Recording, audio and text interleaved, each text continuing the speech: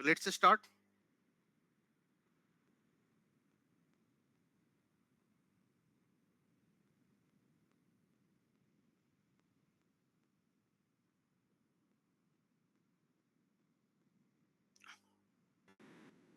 देखो, first thing, when in this session today we will discuss the area of the geography where the questions came from in the main examinations or as well the prelims examination. It means हम लोग discuss करेंगे कि questions जो main और pre में किस area से पूछे जाते हैं. फर्स्ट थिंग आप समझोगे, जस्ट ए मिनट वेट.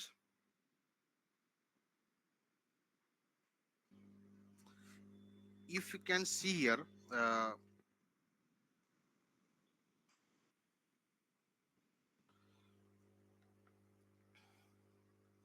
देखो, फर्स्ट थिंग ये the important part here the कि how many questions directly come from the geography different section से. देखो, सबसे पहले आप देखिएगा, in the year 2024 approx 12 questions came from the world geography.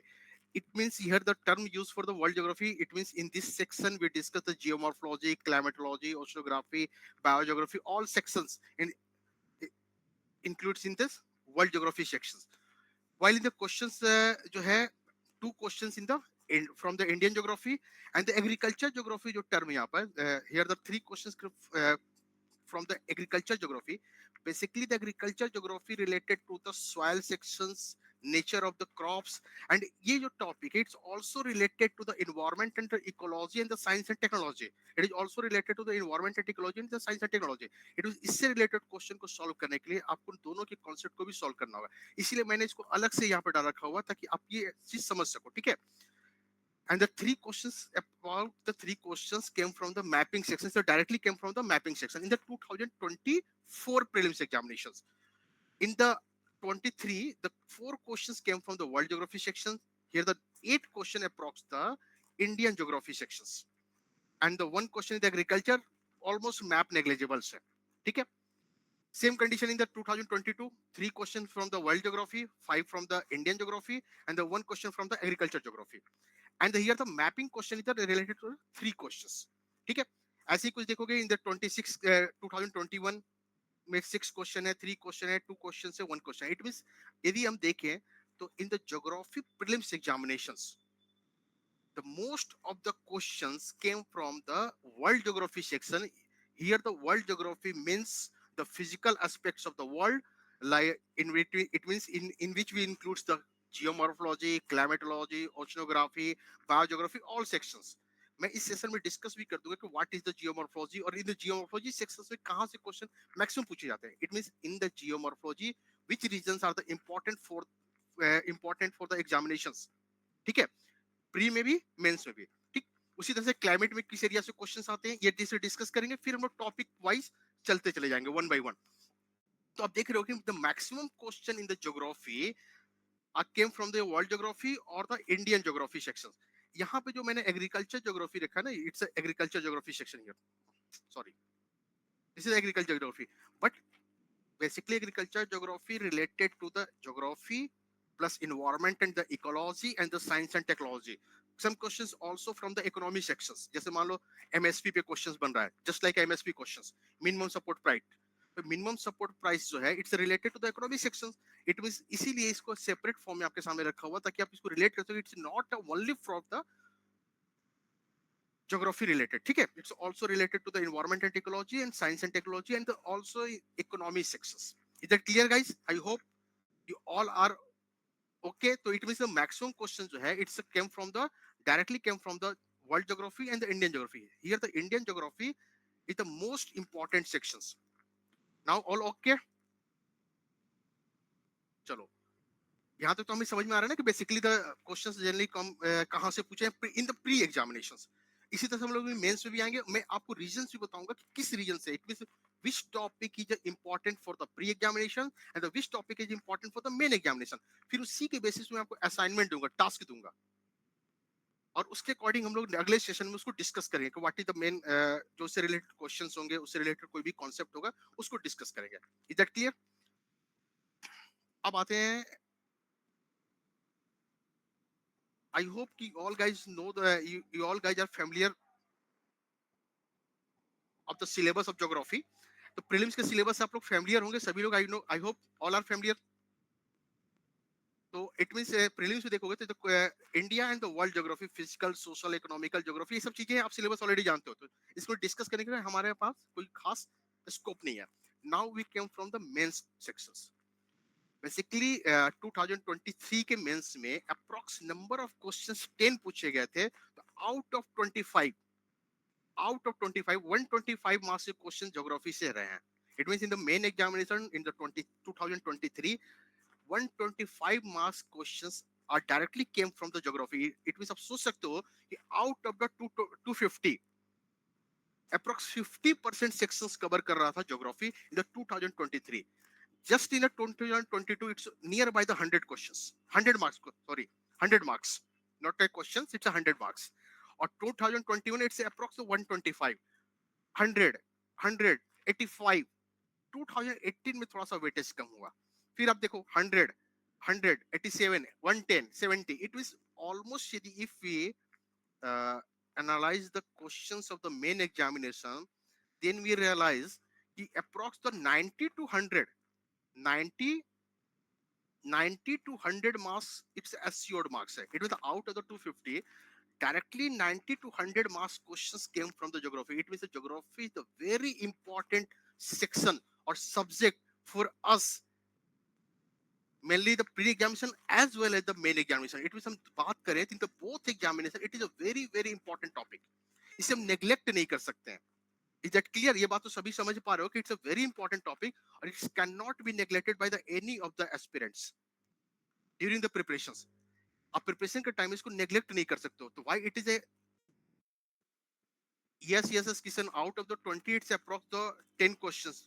But देखें आप एक चीज समझना, जो इट्स 10 क्वेश्चन जो ज्योग्राफी से है, it's not only for geography directly, it's also related to the Indian society section, because you know that the human settlements and the urbanization, it's all are the parts of the Indian society. It's very close to the geography in the Indian society. It's mix up form में question. It means कहा जा सकता है उसका कुछ part जो होगा, some parts related to the geography and some part related to the Indian society. तो जो 10 क्वेश्चंस है ना 23 में, वो केवल और केवल ज्योग्राफी नहीं है, not only the geography, also related to the society section. Is that clear? It's okay guys?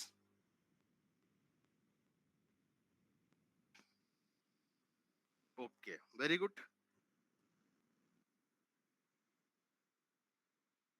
देखो, let's see here. छोटा सा समझेंगे पहले हम लोग. Basically we know that in the session we discuss the geography. Basically geography have two branches. First is called the physical geography,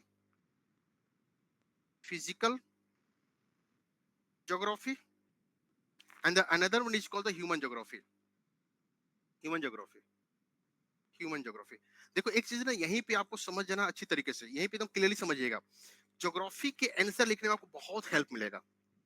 when we write the answer of the geography section question, तो always remember one things कि when we write the questions from the physical geography, suppose कि physical के questions हम लोग लिख रहे हैं, तो in these conditions आप आंसर को जब कंक्लूड करोगे, when we conclude our answer, तो उसमें हम लोग ह्यूमन एस्पेक्ट को भी ऐड कर सकते हैं. in the conclusion section human aspect को भी ऐड कर सकते हैं, because you know that geography is the study of the relation between the nature and the human. Basically geography क्या है, it is a study of the relation between the nature and the human. It means geography के physical aspect पर, natural aspect पर human का impact होता है और human पर nature का impact होता है. तो दोनों का relation है ये. जब भी आप आंसर लिखते हो, अक्सर बच्चा देखो गलती क्या करता है, मोस्ट ऑफ द एस्पिरेंट जो है यहीं पे लैग कर जाते हैं. लैग क्या करते हैं कि फिजिकल ज्योग्राफी जब वो राइट कर रहे होंगे, तो during the physical geography answer कोई भी ह्यूमन एस्पेक्ट को वो उस पॉइंट में अपने आंसर में इंक्लूड नहीं करते हैं. आपको उसमें फोकस नहीं करनी है, फोकस फिजिकल ज्योग्राफी भी करनी है, बट ह्यूमन ज्योग्राफी में क्या करना है, आपको उसके कंक्लूजन पार्ट में ह्यूमन एस्पेक्ट को रिलेट करना है, जिससे आपको मार्क्स बेहतर मिलेंगे. हमेशा याद रखिएगा, यदि आप में से किसी का ऑप्शनल भी ज्योग्राफी हो, then is always remember the one things, always remember one things कि फिजिकल ज्योग्राफी को लिखते समय during the physical geography questions always mention the human aspects. you get more than मतलब you get extra marks as compared to the other aspirants. आप जब human aspect को उसमें add करोगे ना तो आपको एक्स्ट्रा मार्क्स मिलेंगे ही मिलेंगे as compare to the other aspirant. और ये जो 0.5 मार्क्स एक क्वेश्चंस में 1 मार्क्स जो एक्स्ट्रा में मिलेंगे, ओवरऑल देखोगे तो एक पेपर में आपको 8 to 10 मार्क्स का वेरिएशन क्रिएट कर देगा. It's a very important sections. Is that clear? तो अब यदि हम समझ रहे हैं तो geography basically there are the two branches, this is the physical and the human. You know that in the physical geography we learn about the natural part, that is the geomorphology, Geomorphology, geomorphology, geomorphology, geomorphology, geomorphology, geomorphology geomorphology. related to the lithosphere. It is It is related to the related to the lithosphere. lithosphere, And the and the second second part is part is the climatology. Climatology. It is related to the atmosphere. Atmosphere. And the third part is here the oceanography. Oceanography. It is related to the hydrosphere. Hydrosphere. And the last one is a biogeography. Biogeography. Biogeography. Biogeography. It is related to the biosphere. Biosphere. देखो समझना यहाँ पर one thing important here the human पे भी हम लोग आएंगे, पहले समझना. Geography basically, we know that geography is the study between the nature and the human. You all know that. Or it means geography have a majorly two branches, that is the physical and the human. In the physical geography divided into the many sub branches, that is the geomorphology, climatology, oceanography and the biogeography. अभी हमने देखा था कि world geography के जो question है, it mean जो world geography के क्वेश्चन है वो जियोमॉर्फोलॉजी, क्लाइमेटोलॉजी, ओशनोग्राफी, बायोज्योग्राफी से ही रिलेटेड है. वो बेसिकली वो इन्हीं सेक्शन से पूछे गए क्वेश्चन है. जियोमॉर्फोलॉजी की स्टडी रिलेटेड है लिथोस्फीयर के साथ में, climatology it's related to the atmosphere, and the oceanography related to the hydrosphere, and the biogeography related to the biosphere. देखो जियोमॉर्फोलॉजी क्या है, एक चीज समझिएगा यहाँ पे. Basically it is a study of a features of landscapes. Landscape it mean जैसे for example landscapes कह लो या फिर आप कह सकते हो लैंडफॉर्म्स भी यहाँ पे समझ सकते हो कि over the earth surface there are the many types of the landscapes like mountains, plateau, plains, oceanic ridge, sea mountains, continental shelf, etc. इनके बारे में it mean the study related to the mountains, plateau, continental shelf, oceanic ridge, जो ये study है ये आपको geomorphology section का part है. It means in the geomorphology section we discuss the study related to the lithospheric structure. Lithospheric structure means mountain, plateau, oceanic ridge etcetera. ठीक है. Climatology related to the atmosphere, it means it's related to the weather and climate. It's related to the weather and climate. Basically in this section we discuss the weather and the climate parts. And the hydrosphere related to the oceans. And the biogeography basically related to the soil and the natural vegetations. It is related to the soil and the natural vegetations. तो I hope कि आप सभी लोग clear हो गए होंगे कि what is the geomorphology, what is the geomorphology, what is the climatology. आप सभी जानते भी होंगे, आई नो कि आपको पहले से पता होगा, बट मैं यहाँ पे डिस्कस करूँ तो पीछे एक रीजन है, लॉजिक है. अब हम लोग डिस्कस करेंगे कि जियोमॉर्फोलॉजी से क्वेश्चन किस एरिया से पूछा जाता है. इट मीन व्हिच सेक्शंस और which topic is important in the geomorphology sections, in the climate sections, in the oceanography section for the exam perspectives. हमें एग्जाम क्रैक करना है ना, बात समझ रहे हो इसको. तो हमें फोकस स्टडी करनी है. फोकस स्टडी करनी है, हमारे असाइनमेंट जो भी होंगे, हमारे टास्क होंगे, वो फोकस्ड होंगे. तो किस सेक्शन से क्वेश्चंस आते हैं जियोमॉर्फोलॉजी से, किस सेक्शन से क्वेश्चंस आएंगे क्लाइमेट से, ओशनो से, बायोज्योग्राफी से, उसी तरीके से फिर ह्यूमन एस्पेक्ट पे हम लोग आएंगे. तो आई होप कि यहाँ तक तो सबको कोई भी डाउट, कोई कंफ्यूजन कुछ नहीं होगा. All okay guys? Then give a big thumbs up all of you guys. Good, okay okay, very good. If any doubt, you can write here though. In the comment box section, you can write here. Freely write here. Any doubts? ठीक है? Now, अब देखो समझते हैं एक चीज यहाँ पर.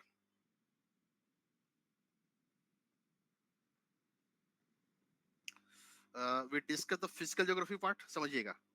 Physical geography. Then we discuss the human geography also. पहले physical को समझो. In the physical geography, there are the many sections. Just geomorphology. Geomorphology. देखो, the geomorphology sections के अंदर there are the many topics. You know that आप पढ़ा होगा आप लोगों ने NCERTs के अंदर किसी भी books में किसी के भी notes में. So there are the many sections. But for the examination perspectives, the important topics are the interior of Earth,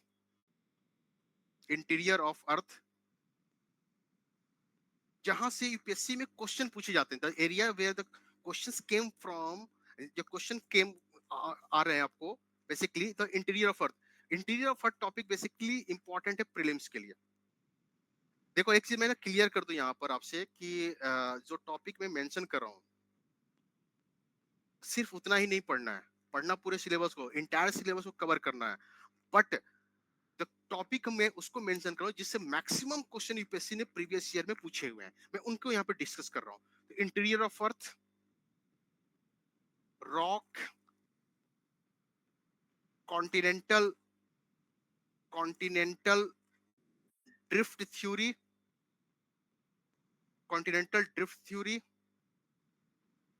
plate tectonic theory, ठीक है. These are the important sections in geomorphology. The most of the questions in the geomorphology came from these sections. In the rock sections, the continental drift theory, plate tectonic theory, the very very important sections. आपने देखा होगा तो आपको almost alternate years पर one questions, two questions are come from the plate tectonic sections. और ये section जो है प्री और मेंस दोनों के लिए, it mean this sections are the important for the pre examination and the main examination in the both. Not only the important for the pre-examinations or the main examination, it's important for the pre and the main both. आ रही बात समझ में कि it means यदि हम geomorphology में देखते हैं तो इन द जियोमॉर्फोलॉजी सेक्शन इंटीरियर हमें देखो मैंने जो टॉपिक मेंशन किए ध्यान दीजिएगा सिर्फ उतने ही नहीं पढ़ने हैं. These are the important. It means हमें और भी टॉपिक इसमें ऐड करने हैं. These are the important sections. तो इन important sections में हम आते हैं तो interior of the earth, rock को डिस्कस करेंगे, in the continental drift theory करना है, प्लेट टेक्टोनिक थ्योरी करेंगे. मैक्सिमम क्वेश्चन जो है जियोमॉर्फोलॉजी में मेंस के अंदर स्पेशली इन्हीं से पूछे गए. ओके है, सभी लोग ओके हो ना, इस बात को समझ रहे हो इस चीज को? All guys are okay? Okay. Now हाँ एक चीज और मैं आपको यहीं पे एक चीज और बता देता हूँ.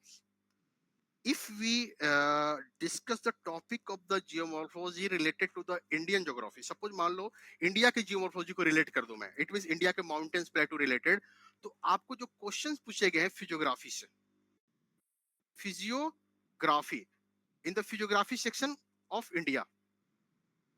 देखो ये इंडियन ज्योग्राफी को मैं यहाँ पे इसलिए रिलेट करूँ बेसिकली द माउंटेन प्लेटू सेक्शन जो है जियोमॉर्फोलॉजी का पार्ट है, तो ये पे मैं मेंशन कर दे रहा हूँ आपको. तो फिजियोग्राफी ऑफ इंडिया से क्वेश्चन पूछे गए, mostly questions came from the Himalayan belts, Himalaya and the peninsular plateau regions, peninsular plateau regions.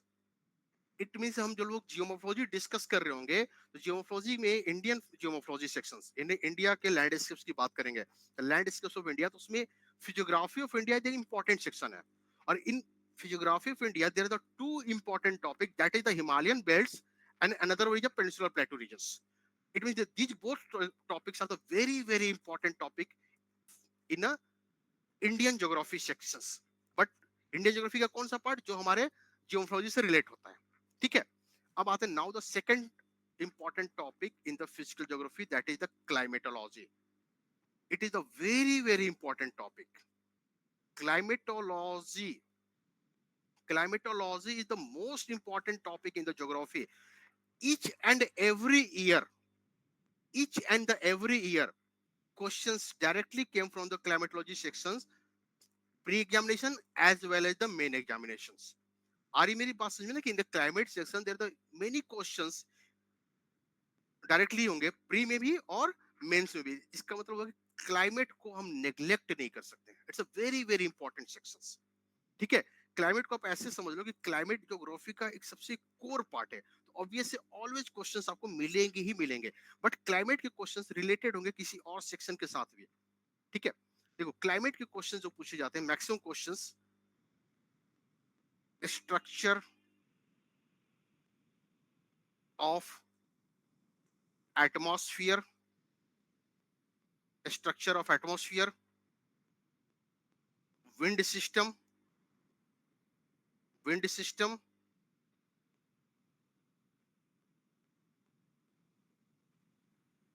Jet stream,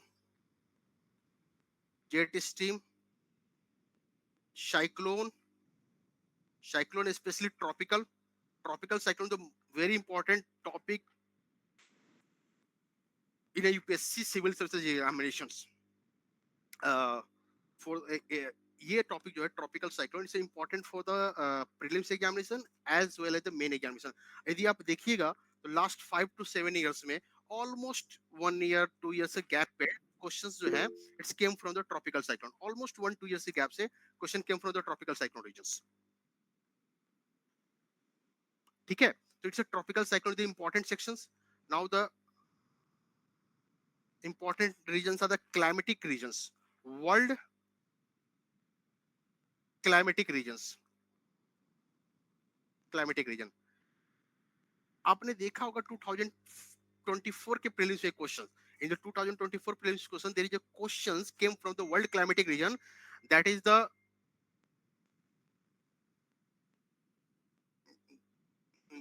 question came from the climatic world climatic section. कि आपसे था ना कि क्वेश्चन था इसमें क्लाइमेटिक कंडीशन दिए हुए थे कि इक्वेटोरियल क्लाइमेट है, ब्रिटिश टाइप क्लाइमेट है, ऐसे क्वेश्चन आपसे पूछे गए हैं। इसके अलावा आप देखोगे you can see in the mains examination the western margin of the continent in the tropical region related to the hot desert, why. फिर डेजर्टिफिकेशन में क्लाइमेटिक बैरियर्स नहीं है, व्हाई। इस रीजन से कई सारे क्वेश्चंस आपको पूछे गए। तो वर्ल्ड क्लाइमेटिक रीजन तो also the important section in the climatology part. Is that clear? Now the important area is the monsoon.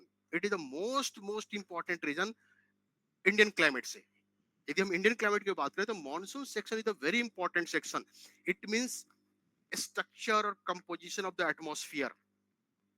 समझते रहिएगा, structure and the composition of the atmosphere, wind system, wind system,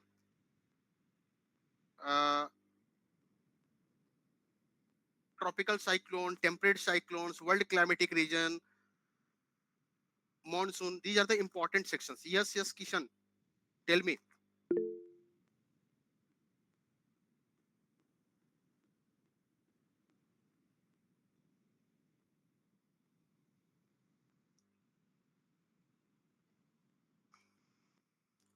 cyclone topic class के अंदर details में, मतलब आप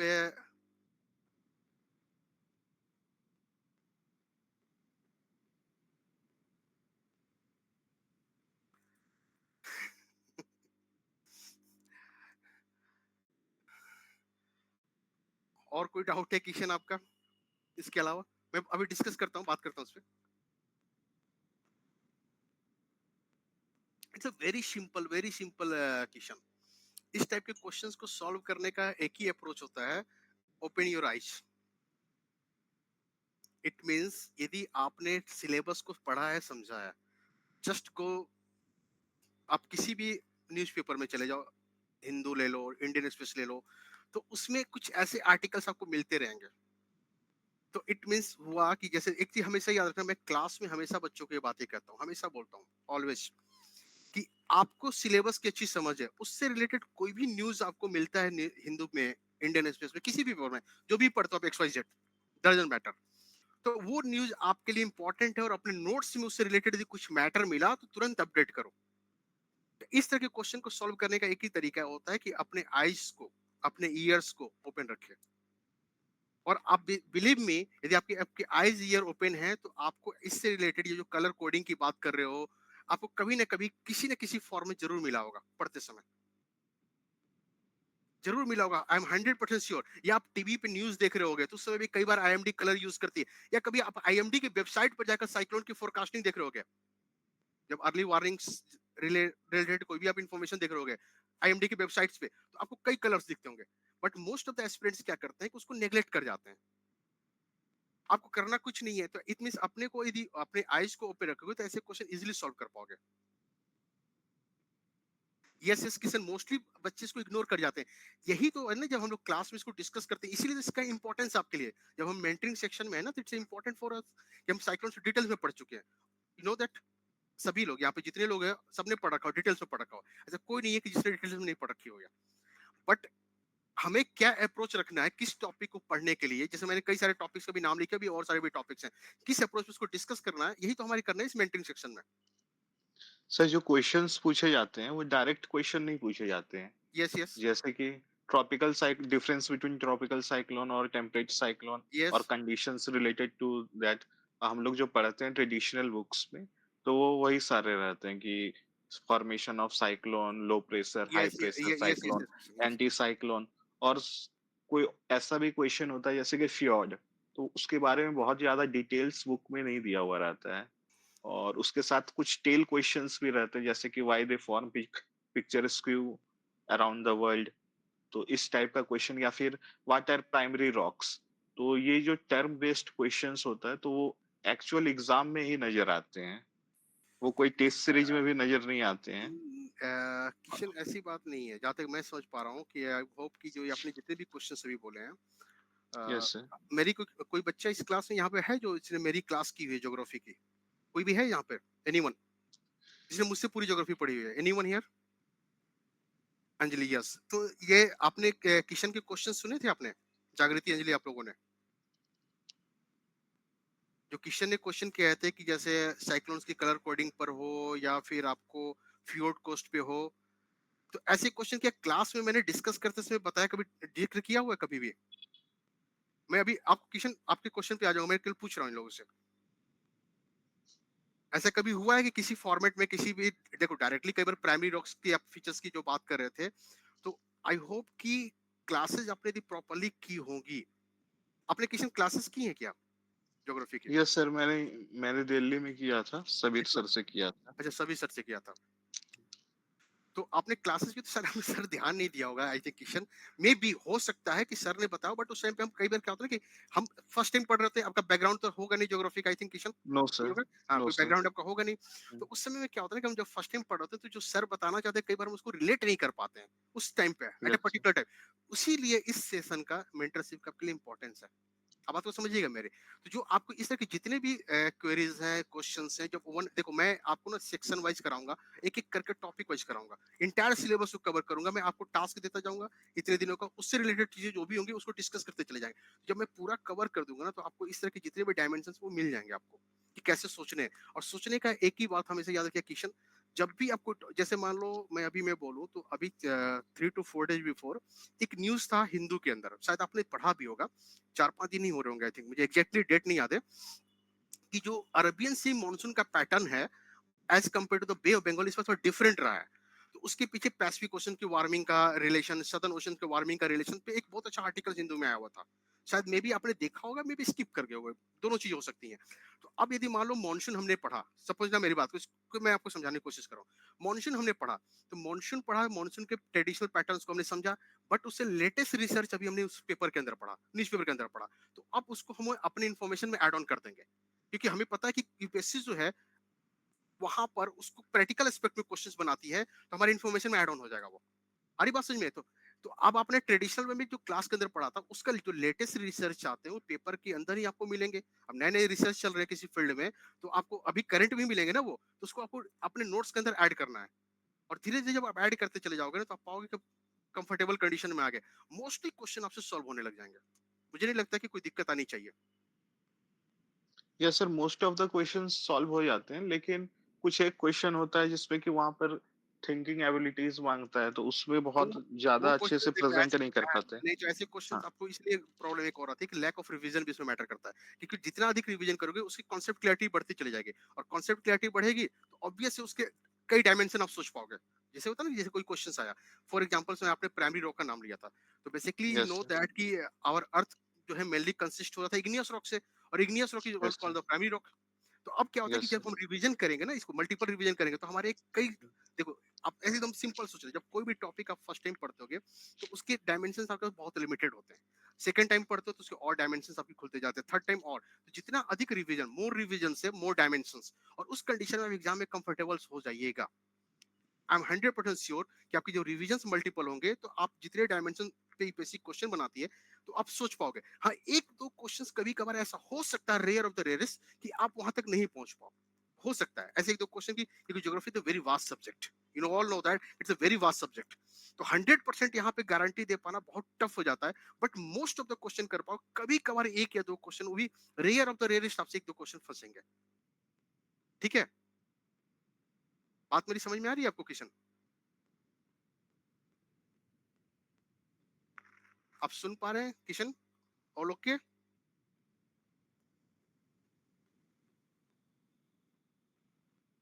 चलिए, okay okay. तो now we came here. तो the important section the climate, that is the jet streams, cyclones, tropical, ऐसे topic आपको क्लाइमेट में डिस्कस करना है। Now the third topic is oceanography. देखो मैं सिर्फ ना आज आपको सिर्फ टॉपिक बताऊंगा, किस टॉपिक को इंपॉर्टेंट है, जिसमें हमको फोकस ज्यादा करना है। Oceanography. In the oceanography section, we realize the main questions came from the salinity or oceanic current and the marine resources. Marine resources. Marine resources topic also related to economic geography. It's also the economic geography और human geographic aspect को भी इसमें जोड़ सकते हो, food security concern भी जोड़ा सकता है। It's a human geographic aspect also, food security related, इस तरह के एस्पेक्ट इसमें जोड़ जाते हैं। ठीक है, तो salinity, oceans current, marine resources, this topic are the very important topic in oceanography section of the hydrosphere. और यदि मराइन रिसोर्सेज टॉपिक करोगे तो इकोनॉमिक ज्योग्राफी का भी पार्ट है, कहीं ना कहीं आपके फूड सिक्योरिटी कंसर्न्स को भी जोड़ता है ये, तो ह्यूमन ज्योग्राफी से रिलेट हो जाएगा ये। ठीक, ये ओशियोग्राफी के इंपॉर्टेंट टॉपिक्स थे। यदि मैं बात करूं तो बायोज्योग्राफी, तो बायोज्योग्राफी द इंपॉर्टेंट क्वेश्चन जो आते हैं ना, सबसे अधिक जो इंपॉर्टेंट बायोज्योग्राफी में, देखो in the biogeography you all know that कि biogeography mainly consists with the two topic. Biogeography mainly consists with the two topic, that is the soil and another way is natural vegetations. Natural vegetations. There are the two topics, that is the soil and the natural vegetation. The soil topic is important for the prelims examination. Prelims में questions बनेंगे और इसको relate करेगा agriculture से भी, also related to agriculture. तो इसमें जो क्वेश्चन, जब आपको मैंने प्रीलिम्स में अलग से सेक्शन जो लिखा था ना एग्रीकल्चर ज्योग्राफी, तो बेसिकली द एग्रीकल्चर ज्योग्राफी जो है, से क्वेश्चन जो है सॉइल के भी होंगे उसके अंदर, कुछ इसका टेक्निकल एस्पेक्ट होगा, साइंस एंड टेक से रिलेटेड, इन्वायरमेंट एंड टेक्नोलॉजी से रिलेटेड। तो इस पार्ट में क्वेश्चन प्रीलिम्स में अधिक पूछे जाएंगे। मेंस के अंदर आपको natural vegetation the important part है in the mains examinations. It in the biogeography natural vegetation, और स्पेशली इंडियन पार्ट में India natural vegetation, Indian vegetation, और it's also related to the environment sections, environment and the ecology sections. तो आपको question जो है दोनों को relate करके पूछ सकता है, geographical aspect as well as the environmental aspect. तो जब भी आप इसको लिखोगे तो मे बी इसमें क्वेश्चन पेपर 1 में भी आ जाए और पेपर 3 में भी आ सकता है। It means this sections are biogeography sections important in the both paper, GS paper 1 as well as the GS paper 3। तो आपको दोनों डायमेंशन इसमें यूज करने पड़ेंगे। आप एनवायरमेंट एंड इकोलॉजी वाला डायमेंशन भी यूज कर सकते हो, you can also use the geographical aspect. Depend, it's depend on the demand of the questions कि कौन सा क्वेश्चन पे किस पे फोकस करना है, ज्योग्राफिकल एस्पेक्ट पे या इन्वायरमेंटल, वो क्वेश्चन के नेचर पे हमें डिसाइड करना होगा। ठीक है, ऑल आर ओके? यहां तक फिजिकल एस्पेक्ट्स वाली बात कर रहा था, तो all okay. Food security means, Aman, हालांकि हम लोग डिस्कस करेंगे अमन, बट आपने पूछ दिया तो मैं ब्रीफली एक चीज बताता हूँ, छोटा सा चीज है, तो वेरी सिंपल। दो चीज होते हैं फूड सिक्योरिटी में, टू एस्पेक्ट्स होते हैं। First aspect availability of the food, हमारे पास चाहिए। सेकेंड थिंग, परचेजिंग कैपेसिटी के अंदर होनी चाहिए। सपोज मान लो हमारे पास बहुत सारे फूड स्टॉक्स हैं, बट हमारी परचेजिंग कैपेसिटी से बाहर है, तो हमारे लिए सिक्योरिटी प्रोवाइड नहीं कर सकता वो। तो फूड सिक्योरिटी है, उसमें भी हमें न्यूट्रिशंस वाले फूड चाहिए, मतलब हमारी जो डाइटरी नीड्स होती है, हमारी बायोलॉजिकल नीड्स जो है बॉडी की, जो भी उसको फुलफिल करते हुए, तो availability and the purchasing capacity, दोनों के साथ ये डाइटरी फूड जो है, न्यूट्रिशियस वाली फूड अवेलेबल होना चाहिए। बाकी हम लोग डिस्कस करेंगे फूड सिक्योरिटी रिलेटेड जब टॉपिक पे पहुंचेंगे वहां पे, तो ज्योग्राफी में कभी बाद में। ठीक है मन, बाकी यहाँ तक तो समझ गए होगे आई थिंक। एनी डाउट और एनी कंफ्यूजन? ओके ओके, चलो। Now we discuss the human geography part. The second important topic in the geography, that is the human geography. Human geography. Basically, human geography जो है, it's further divided into the social geography. Social geography, and the another one is a economic geography. Economic geography. देखो, social geography mainly consists the demography, demography, urbanizations, urbanizations, rural development, rural development, rural development, human settlement, human settlement. ठीक है। the questions mainly social geography को देखो तो कुछ ऐसे topic है, culture वगैरह। Culture is also the part of the social geography, culture. जैसे एक क्वेश्चन मैं बताता हूँ आपको, 23 का मेंस का क्वेश्चन था कि basically the south west monsoon in the eastern part of India is called the Purvaiya. ठीक। और ये जो पुरवैया है, साउथ वेस्ट मॉनसून है, it is the bay Bengal branch. उस कल्चरल इथोस को, पूर्वांचल के कल्चरल इथोस पे कैसे इंपैक्ट डालता है, आपने शायद देखा होगा। तो 23 का ये क्वेश्चन है ये।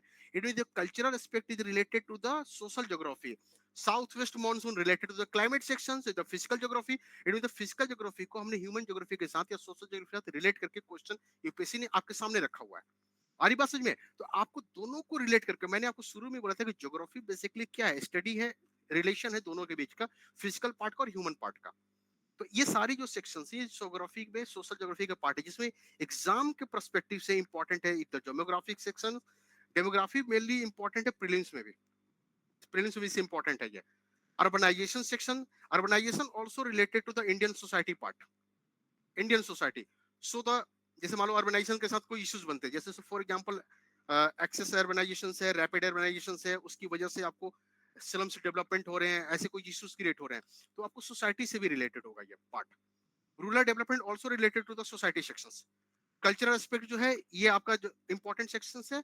और सेटलमेंट जो है, इट्स क्वेश्चंस आ सकते हैं, but as compare to the urbanization and the cultural aspect less important कर सकते हो।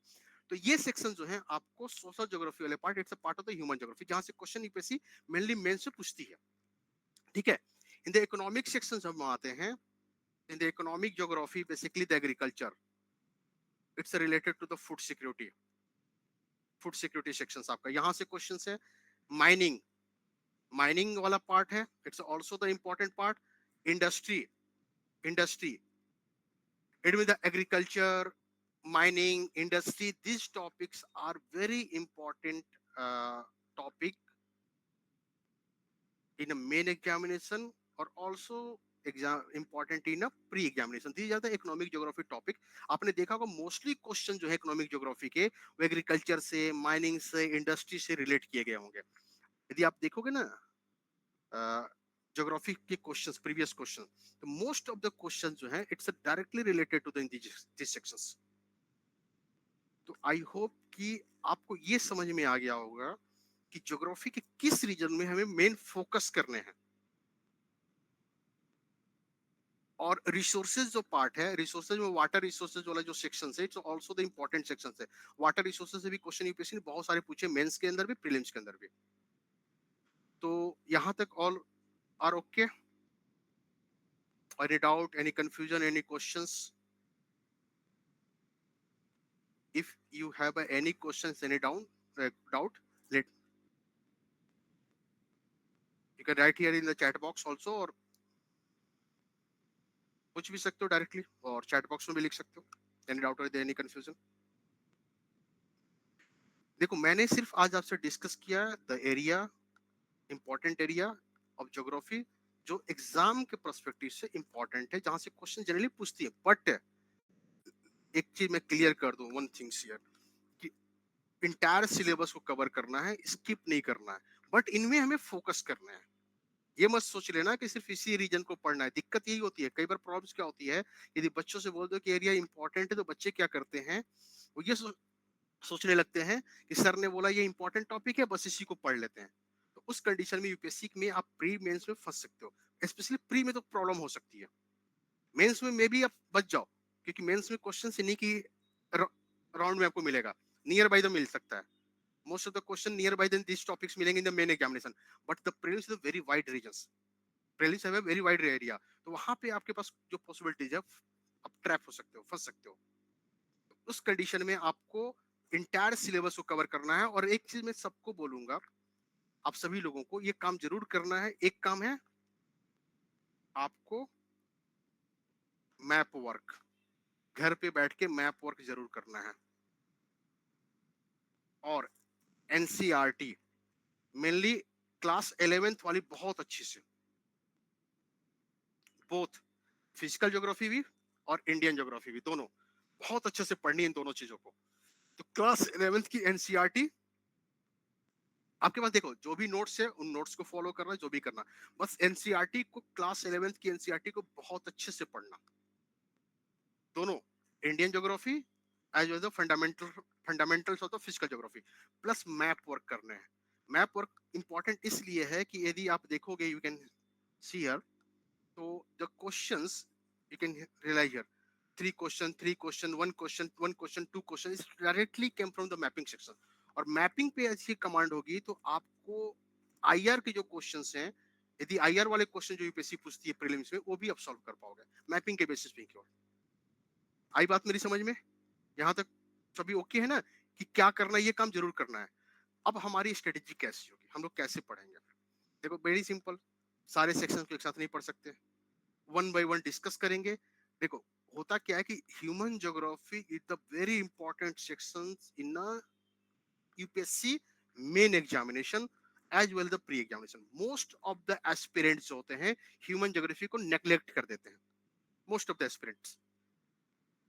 और उसके पीछे रीजन ये होता है कि human geography slightly related to the current affairs, जैसे slightly related to the current affairs. तो करंट अफेयर्स से अपडेट करने के कारण क्या होता है कि मोस्टली बच्चे जो होते हैं उतनी मेहनत करना नहीं चाहते हैं, तो सोचते हैं कि सबको आसानी चाहिए, नेग्लेक्ट कर दो।